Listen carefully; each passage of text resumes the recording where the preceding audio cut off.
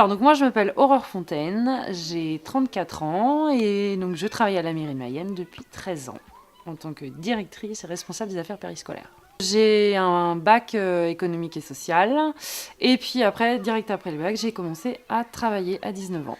Alors mon premier travail c'était monitrice éducatrice dans ça s'appelait à ce moment-là un CAT, un centre d'aide par le travail, donc à Mayenne.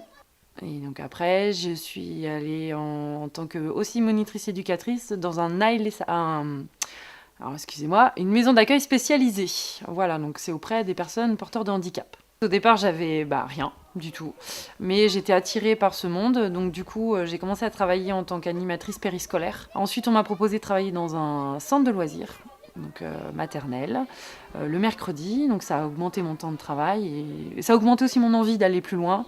Et puis un jour, une opportunité est arrivée où on avait besoin d'une directrice adjointe. Donc j'ai postulé et j'ai eu le poste. Et donc on m'a permis de passer mon diplôme de directeur. Après sont arrivés les temps d'activité périscolaire. Tout ce qui est les nouveaux rythmes scolaires, le passage des 4 jours et demi. Et donc on m'a confié en fait la gestion de la mise en place des nouveaux rythmes scolaires. Et donc de là, je suis passée en fait de directrice adjointe à directrice de la structure que vous voyez ici, donc la courte échelle, et responsable des affaires périscolaires. Je suis quelqu'un qui n'a pas le profil d'être derrière un bureau. Je suis quelqu'un d'assez active et qui a besoin du contact des gens et d'être avec les personnes. Donc du coup, pour moi, la filière au départ sociale était tout de suite mon premier choix et sera mon dernier choix, je crois. J'aime le public. Moi, j'ai pour principe d'être beaucoup sur le terrain. Parce que j'estime que si j'ai besoin de voir les points positifs comme les points négatifs des enfants ou des animateurs, il faut que je sois sur le terrain. Je peux pas, on va dire, juger ça de mon bureau, c'est pas possible. On va dire que s'il y a du négatif à dire dans mon métier, ce sont les heures à rallonge qui peuvent engendrer une fatigue, mais en même temps c'est de la bonne fatigue.